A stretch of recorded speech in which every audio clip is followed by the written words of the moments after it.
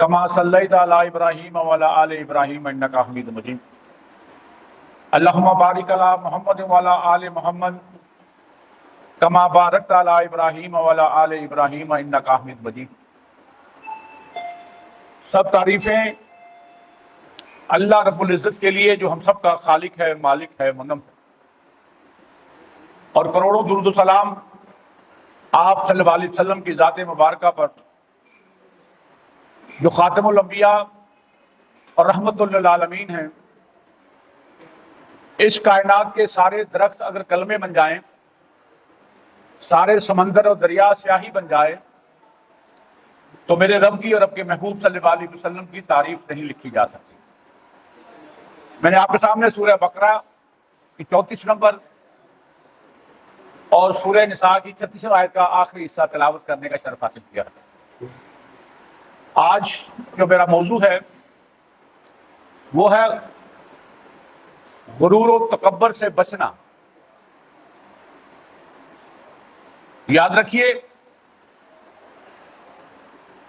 اللہ تبارک تعالیٰ کو ایک شرک اور غرور جو ہے وہ رائی کے دانے کے برابر بھی برداشت نہیں ہے، اور کیونکہ یہ غرور و تکبر جو ہے یہ میرے رب کی شان ہے۔ میں اور آپ کس بنیاد پر غرور کر سکتے ہیں؟ تو پہلی آیت مبارکہ ہے، میں اس کی ڈیٹیل میں آگے بات کروں گا۔ ذرا ترجمہ ہے کہ جب حکم دیا ہم نے فرشتوں کو کہ سجدہ کرو آدم علیہ السلام کو، یعنی کہ فرشتے بھی سارے موجود تھے اور ابلیس جو کہ جنوں میں سے تھا، جنوں کا سردار تھا، تو سب نے سجدہ کیا سوائے ابلیس نے۔ اس نے انکار کیا اور گھمنڈ تکبر کیا، اور وہ تو تھا ہی کافروں میں سے۔ کافر کہتے ہیں انکار کرنے والے کو، جو بھی اللہ کی بات، اللہ کے رسول صلی اللہ علیہ وسلم کی بات کا انکار کرے وہ کافر ہے۔ تو یہاں بھی ابلیس نے کفر کیا، انکار کیا کہ میں آگ سے بنا ہوا ہوں اور یہ مٹی سے بنا ہوا ہے، کھنکتی مٹی سے، میں افضل ہوں۔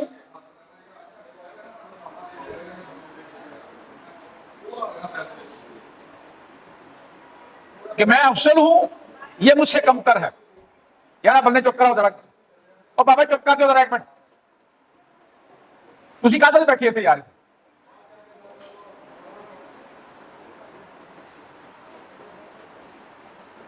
اسی بات پر اس نے جو گھمنڈ کیا، تکبر کیا، اللہ نے اسے ملعون قرار دے دیا قیامت تک کے لیے۔ اور دوسری آیت مبارکہ سورہ نساء کی 36 نمبر آیت ہے، اس میں اللہ تبارک تعالیٰ اپنے حقوق کی اور اس مخلوق کے حقوق العباد کی بات کرتے کرتے اینڈ میں جو جملہ فرمایا وہ یہی تھا، وَاعْبُدُوا اللَّهَ وَلَا تُشْرِكُوا بِهِ شَيْئًا وَبِالْوَالِدَيْنِ إِحْسَانًا وَبِذِي الْقُرْبَى وَالْيَتَامَى وَالْمَسَاكِينِ وَالْجَارِ ذِي الْقُرْبَى وَالْجَارِ الْجُنُبِ وَصَاحِبِ الْجَنبِ وَابْنِ السَّبِيلِ وَمَا مَلَكَتْ أَيْمَانُكُمْ إِنَّ اللَّهَ لَا يُحِبُّ مَنْ كَانَ مُخْتَالًا فَخُورًا۔ فرمایا کہ تم اللہ ہی کی عبادت کرو، اس کے ساتھ کسی کو شریک نہ ٹھہراؤ، والدین کے ساتھ اس سے سلوک والا معاملہ کرو، رشتہ داروں کے ساتھ، یتیموں کے ساتھ، مساکین کے ساتھ، رشتہ دار، پڑوسی، اجنبی، ہمسائے، پہلو کے ساتھی، مسافر، اور تمہارے ماتحت لونڈی اور غلام، ان تمام کے ساتھ اس نے سلوک والا معاملہ کرو۔ پھر یہ جملہ قرآن نے کہا کہ ان اللہ لا یحب من کان مختالا فخورا، اللہ تبارک تعالیٰ اس شخص کو پسند نہیں فرماتے جو اپنے پندار میں مغرور ہو اور اپنی بڑائی جتلائے۔ اور اسی طرح سورہ نحل میں 22 سے فرمایا الہکم الہ واحد فالذین لا یؤمنون بالآخرۃ قلوبہم منکرۃ وہم مستکبرون لا جرم ان اللہ یعلم ما یسرون وما یعلنون انہ لا یحب المستکبرین۔ فرمایا کہ تمہارا معبود جو ہے، معبود یکتا ہے، یعنی کہ اللہ تبارک تعالیٰ وہ اکیلا ہے۔ سو جو لوگ ایمان نہیں رکھتے آخرت پر، تو ان کے دل میں وہ منکر ہیں اور وہ گھمنڈ میں پڑے ہوئے ہیں، یعنی کہ وہ متکبر ہیں۔ بلا شبہ یقین اللہ جانتا ہے اس بات کو جو یہ چھپاتے ہیں اور وہ بھی جو اظہار کرتے ہیں. واقعہ یہ ہے کہ اللہ غرور کرنے والوں کو پسند نہیں کرتا. اور اسی بات کے سورہ صفات میں فرمایا 35-36 نمبر آیت میں انہم کانوا اذا قیل لهم لا الہ الا هو یستکبرون ویقولون ائنا لتارکو الہاتنا لشاعر مجنون. فرمایا کہ یقیناً وہ لوگ تھے، یہ کفار کے بارے میں، جب ان سے کہا جاتا تھا کہ نہیں ہے کوئی معبود سوائے اللہ کے، تو وہ اکڑ جاتے تھے، یعنی کہ غرور تکبر میں پڑ جاتے تھے. کہتے تھے تو ہم ایک شاعر کی خاطر جو کہ دیوانہ ہے اپنے معبودوں کو چھوڑ دیں. یہ آپ بارے میں کہا کرتے تھے کہ یہ شاعر ہے، دیوانہ ہے، مجنون ہے. اور سورہ عنکبوت نے فرمایا وَقَارُونَ وَفِرْعَوْنَ وَحَامَانَ وَلَقَدْ جَاءَهُم مُوسَىٰ بِالْبَيِّنَاتِ فَاسْتَكْبَرُوا فِي الْأَرْضِ وَمَا كَانُوا سَابِقِينَ. اور ہلاک کیا. اللہ فرماتا ہے کہ میں نے قارون کو، فرعون کو، حامان کو، سب کو ہلاک کر دیا. اور کیونکہ ان کے پاس موسیٰ کھلی نشانیاں لے کر آئے تھے، اسی غرور اور تکبر کی بنیاد پر انہوں نے انکار کیا. اور حالانکہ وہ سبقت لے جانے والے نہیں تھے، انہوں نے انکار کیا موسیٰ علیہ السلام کا، انکار کر دیا. لیکن وہ ہرگز اللہ سے سبقت نہیں لے جا سکتے. اللہ نے انہیں نیست و نابود کر دیا. یہ تینوں وہ نام ہیں جو آج ہم جسے کہتے ہیں نا بڑے امیر لوگ ہیں. یہ ایسا تھا قارون کہ 72 اونٹوں پر صرف چابیاں لاد کے چلتے تھے. آپ خزانے کا ذرا اندازہ لگا لیجیے. اور جب انہوں نے غرور تکبر کیا اور اللہ نے بھی قارون کو اپنے خزانے کے ساتھ ہی پورے زمین میں دھنسا دیا. وہ رب ہے. اور اسی طرح یہ یہود بھی کہا کرتے تھے، جو مدینہ میں 3 قبیلے تھے نا، بنو قریظہ، بنو قینقاع، بنو نذیر. یہ آپ ان کی بیسے سے پہلے کہا کرتے تھے کہ ہمیں ایک نبی آنے والا ہے. اوس اور خزرج والوں کو کہا کرتے تھے جو مدینہ کے قبیلے تھے، بعد میں یہ دونوں مسلمان ہو گئے، کہ ہمارا نبی آنے والا ہے اور ہم تمہیں اس طرح ہی قتل کریں گے جیسے عاد ارم نے جو ہے وہ ان کو قتل کیا تھا. اب خدا کا کرنا ایسا ہوا کہ آپ صلی اللہ علیہ وسلم بنو اسماعیل میں پیدا ہوئے. اور یاد رکھیے کہ حضرت ابراہیم علیہ السلام کے 2 بیٹے تھے، اسماعیل علیہ السلام اور اسحاق علیہ السلام. اسحاق کی لڑی میں تمام نبی پیدا ہوئے، یعقوب علیہ السلام سے لے کر موسیٰ، عیسیٰ، یا تمام جو ہے عیسیٰ وہ حضرت اسحاق علیہ السلام کی لڑی میں سے پیدا ہوئے. اسے جسے بنی اسرائیل بھی کہتے ہیں. اور آپ صلی اللہ علیہ وسلم اسماعیل علیہ السلام کی اولاد میں سے پہلے نبی، انہیں بنی اسماعیل کہتے ہیں. اور یہود نے اس بنیاد پر، کیونکہ ہمارے بنی اسرائیل میں پیدا نہیں ہوئے، انہوں نے غرور کیا، تکبر کیا اور آپ صلی اللہ علیہ وسلم پر ایمان نہیں لائے، اور آج تک جو ہے وہ ایمان نہیں لا سکے. تو لہذا اسی طرح اس طرح یہ یہود تھے، اسی طرح وہاں ایک عیسائی تھا ابی عامر، یہ فاسق تھا، یہ بڑا علم والا تھا، اسے راہبی کہا جاتا تھا. اور یہ بھی کہا کرتا تھا کہ ایک نبی آنے والا ہے، سبقت کرنا اس پر بیعت کرنے کی. لیکن جب آپ صلی اللہ علیہ وسلم مدینہ میں تشریف لائے، یہی وہ بدبخت تھا جس نے غرور و تکبر کی وجہ سے آپ صلی اللہ علیہ وسلم ایمان نہیں لایا، بلکہ مخالفت سے، اور مرتے دم تک جو ہے وہ مخالفت کی. اور آپ صلی اللہ علیہ وسلم کی زبان مبارک سے اسے فاسق قرار دیا تھا، اور عبداللہ بن نبی کو منافق کہا تھا. اور اسی طرح اللہ تبارک تعالیٰ نے جس میں عرض کیا کہ فرعون، نمرود، شداد، حامان، عاد و سمود، یہ ساری قومیں تباہ و برباد کس بنیاد پہ ہوئی؟ غرور اور تکبر کی بنیاد پر. اور یہ کیسر و کسرا یعنی کہ روم اور ایران کی جو سلطنتیں بڑی بڑی تھی، یہ اپنے آپ کو بڑی چیز سمجھتے تھے. اللہ تبارک تعالیٰ نے ان کے غرور کا سر نیچا کیا اور مسلمانوں کے ہاتھوں دونوں سپر پاور جو ہے مغلوب ہوئی، مفتوح ہوئی. اسی طرح بیسیکلی اب اتنی میں نے تمہید بتا دی، لیکن ہمیں معلوم ہونا چاہیے کہ غرور اور تکبر کی تعریف کیا ہے. آپ صلی اللہ علیہ وسلم نے فرمایا کہ غرور تکبر کی تعریف یہ ہے کہ حق کا انکار کرے انسان اور اللہ کی مخلوق کو اپنے سے حقیر جانے. یعنی کہ جب اللہ کا حق آ گیا، اللہ کا حکم آ گیا، ابلیس نے انکار کیا، تکبر کیا تو ملعون ہو گیا۔ اسی طرح فرعون، شداد، حامان، کتنے ہیں، عاد و سمود، جب انہوں نے غرور تکبر والی روش اختیار کی تو اللہ نے انہیں نیست و نابود کر دیا، کیونکہ غرور تکبر یہ میرے رب کی شان ہے۔ حدیث قدسی ہے کہ آپ نے فرمایا کہ اللہ تبارک تعالیٰ نے، کیونکہ حدیث قدسی وہ ہوتی ہے جو الفاظ آپ سمجھ ہوتے ہیں، فرما میرا رب رہا ہوتا ہے، فرمایا کہ عظمت میرے نیچے کی چادر ہے، یہ اللہ فرما رہے ہیں، اور کبریائی میری اوپر کی چادر ہے، اور کوئی بھی ان دونوں میں سے اس چادر کو کھینچنے کی کوشش کرے گا تو میں اس شخص کو دوزخ میں ڈالوں گا۔ اس لیے آپ فرمایا کہ ایک رائی کے دانے کے برابر اللہ کو غرور پسند نہیں ہے اور شرک پسند نہیں ہے۔ اور مجھے اور آپ کو بھی اپنا ماضی، حال اور مستقبل نہیں بھولنا چاہیے۔ اگر یہ ہمارے سامنے رہے نا تو ہم میں غرور تکبر پیدا نہیں ہو سکتا۔ ماضی ہمارا یہ ہے کہ ہم پیدا کس سے ہوتے ہیں؟ ماں اور باپ کا وہ پانی ناپاک پانی، کپڑے پہ لگ جائے کپڑا ناپاک، جسم پہ لگ جائے جسم ناپاک، اور اس ناپاک پانی کے ملنے سے ہمارا وجود، یہ تو ہمارا ہے ماضی۔ اور حال دیکھ لیجئے، ہر انسان کھاتا بھی ہے اور پیتا بھی ہے، اس کی آنتڑیاں ہر وقت گندگی سے بھری رہتی ہیں، اس کا مثانہ پیشاب سے بھرا رہتا ہے، دونوں ناپاک چیزیں۔ یہ حال ہے ہمارا، چاہے بظاہر جتنی مرضی ٹیپ ٹاپ ہو، اور یہ ساری ٹیپ ٹاپ ہی میرے رب کی دی ہوتی ہے۔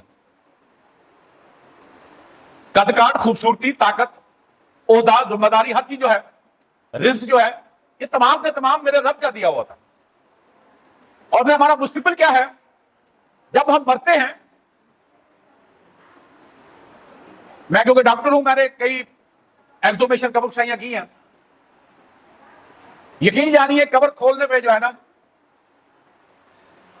وہ بدبو ہوتی ہے کہ آپ وہاں ایک سیکنڈ کے کھڑا نہیں ہو سکتے۔ یہ میرا اور آپ کا مستقبل ہے، کیڑے کی خوراک بن رہے ہوتے ہیں ہم لوگ، اور نازا ہوتے ہیں کہ ہم بڑی شاہ ہیں، ہم بڑے ترم خواہ ہیں، کیونکہ ہم قدم قدم پر اپنے رب کی رحمت کے محتاج ہیں۔ اب میں بول رہا ہوں نا، اگر میرے دماغ پہ ایک نقطہ ہے جو کہ اسپیچ سینٹر کہتے ہیں، بولنے کا جسے طاقت دی، وہ ایک نقطہ اگر ڈیمیج ہو جائے تو میری قوتیں گوئی جاتی رہے گی۔ ایک نقطہ، پینسل کے نقطہ نہیں نشان لگاتے ہیں، اتنا ہوتا ہے دماغ میں، اگر وہ دیکھنے کی طاقت رکھتا ہے، اگر وہ ڈیمیج ہو جائے تو بینائی جاتی رہتی ہے۔ اگر اس سائڈ کا حصہ ایک چھوٹا سا جو کہ بایاں کو کنٹرول کرتا ہے، بایاں والا دائیں کو کنٹرول کرتا ہے، وہ ایک نقطہ ڈیمیج ہو جائے تو پورا حصہ جو ہے وہ پیرالائز ہو جاتا ہے۔ ٹیسٹ کا ایک چھوٹا سا نقطہ ہوتا ہے دماغ میں، اگر وہ ڈیمیج ہو جائے تو آپ کو نہ کڑوا لگے گا، نہ میٹھا لگے گا، نہ کھٹا لگے گا۔ امریکہ کا صدر ہوتا ہے فورڈ، آپ میں سے کئی لوگوں سے آپ کو نام یاد ہوگا، ظاہرا وہ بہت امیر آدمی تھا، کھرب پتی تھا، فالج ہوا، ٹھیک تو ہو گیا، لیکن ٹیسٹ جاتا رہا۔ اب وہ کہا کرتا تھا کہ میری ساری جائیداد لے لو، میرا یہ ذائقہ واپس کر دو۔ کوئی نہیں واپس کر سکتا، ہمیں تو بیٹھے بٹھائے میرے رب نے وہ نعمتیں دی ہوئی ہیں۔ تو لہذا یہ تمہید میں کافی ٹائم لگ گیا۔ اصل چیز یہ ہے کہ اس غرور و تکبر سے اپنے آپ کو عاجزی، انکساری، میں آگے بات کرتا ہوں، انشاءاللہ آپ کی سمجھ میں بات آ جائے گی۔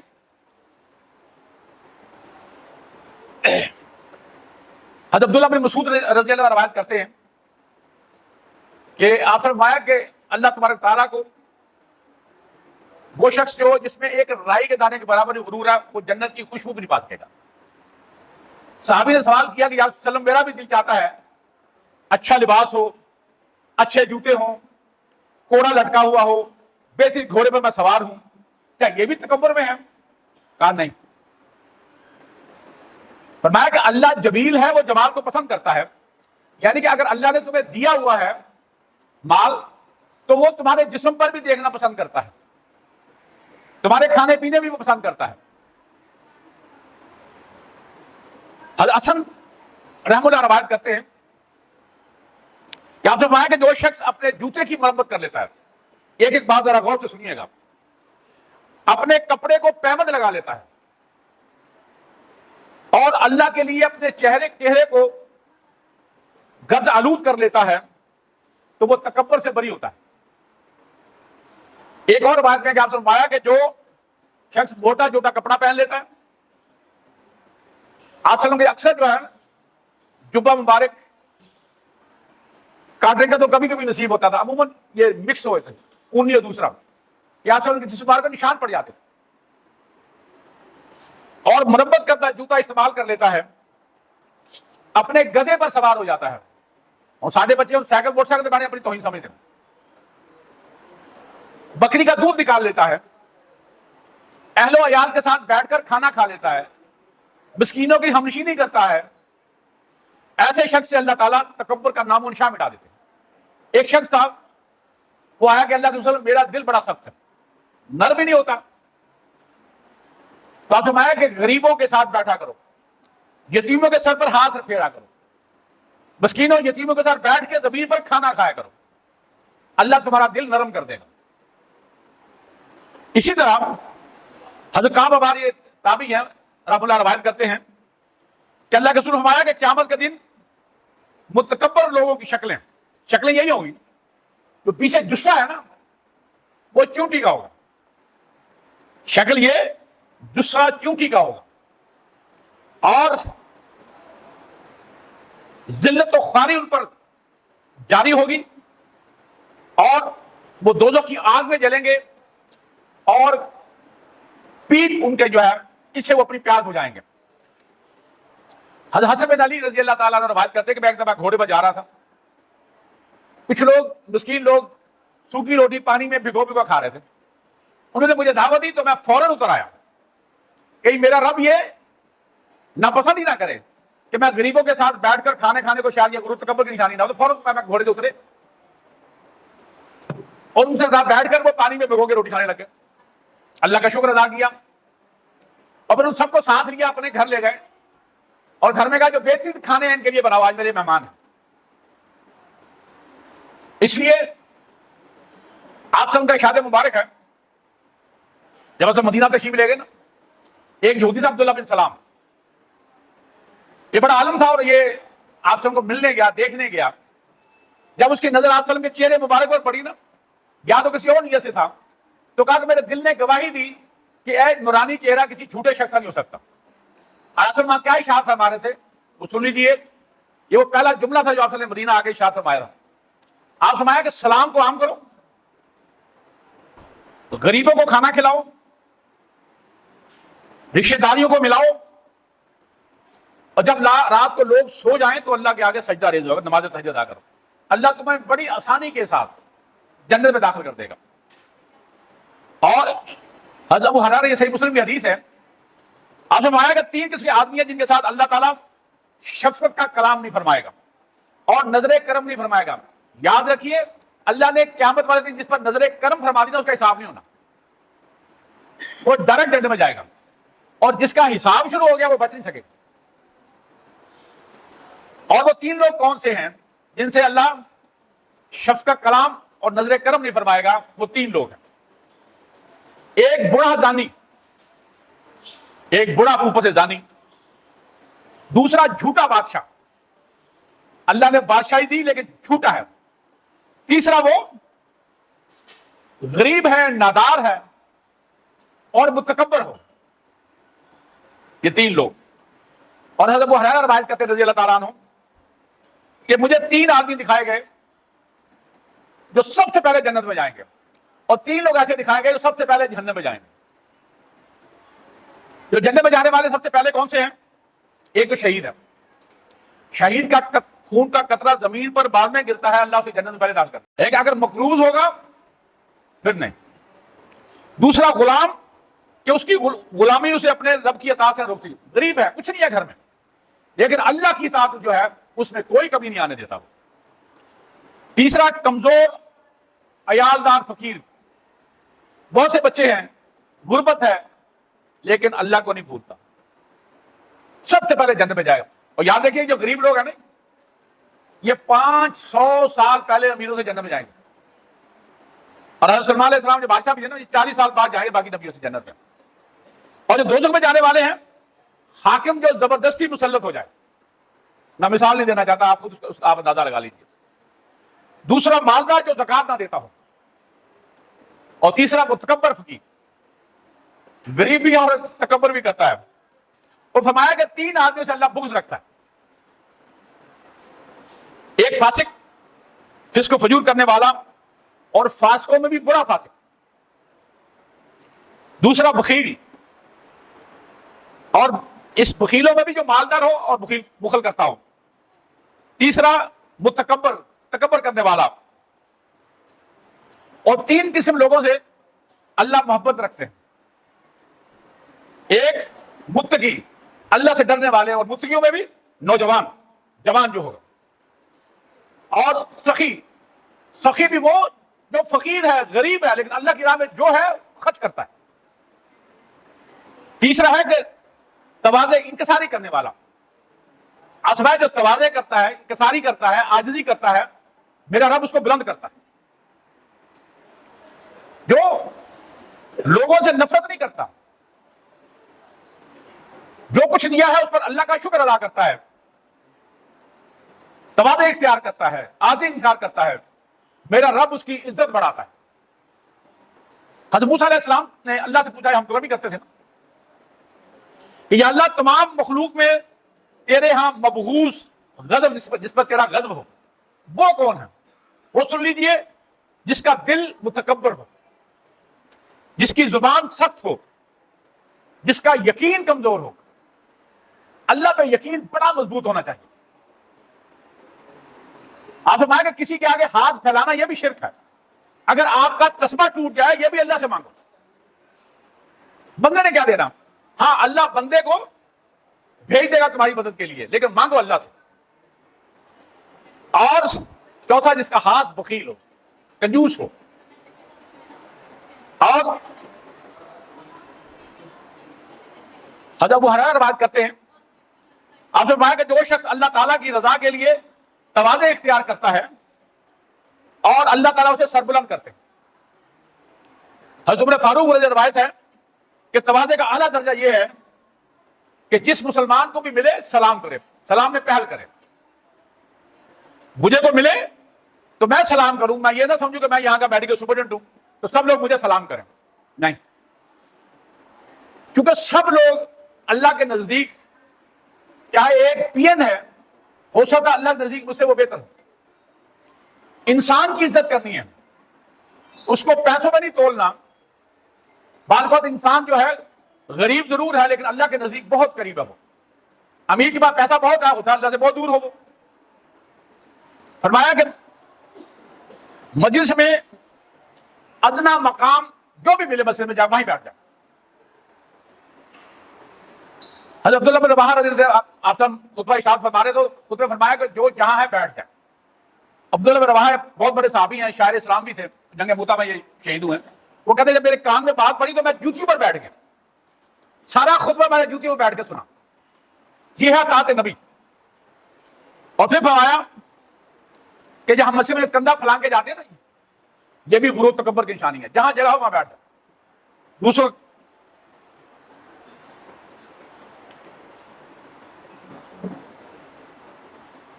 حضرت عبداللہ بن مسعود روایت کرتے ہیں کہ جو عاجزی اختیار کرتا ہے اللہ اسے قیامت کے روز سربلندی عطا فرمائیں گے, اور تکبر کرنے والا اور بڑا پن جو کرتا ہے اللہ تعالیٰ قیامت کے روز سے پست و ذلیل کریں گے. حضرت ثوبان رضی اللہ عنہ فرماتے ہیں کہ آپ فرمایا کہ جس شخص کی روح اس کے جسم سے الگ ہوئی, اگر یہ 3 چیزیں نہیں ہیں تو وہ سیدھا جنت میں جائے. وہ 3 چیزیں کیا ہیں؟ ایک تکبر, دوسرا وہ خیانت کار نہ ہو, تیسرا وہ مقروض نہ ہو.